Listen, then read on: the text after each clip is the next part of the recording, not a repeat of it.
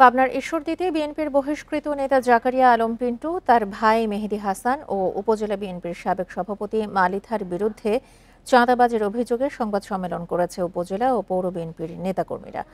Bundle থাকলে প্রতি সেনমানিতে টাকা বাঁচবে। বিকাশ সেনমানি বান্ডেল কিনে জিতুন প্রতি লেনদেনে। সকালে রাজধানীর ক্রাইম রিপোর্টার্স অ্যাসোসিয়েশন মিলনায়তনে সংবাদ সম্মেলনে এসব অভিযোগ করেন তারা।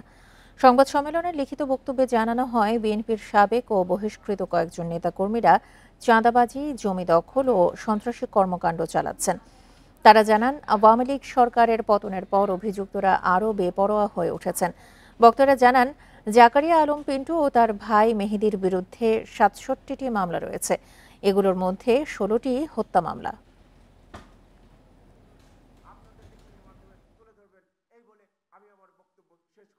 আমরা নিজে হাতে হয়তো বা আইনকে অমান্য করতে পারবো না, কিন্তু আমরা প্রয়োজনে পরবর্তী একটা কর্মসূচি নেব, যে আমরণ কর্মসূচি। আমরা এখান থেকে সংবাদ সম্মেলন করে হয়তো বা বাড়িতে ফিরতে নাও পারি, এবং দেখা যাচ্ছে ফিরে যাওয়ার পরে আমার বাসায় হামলা।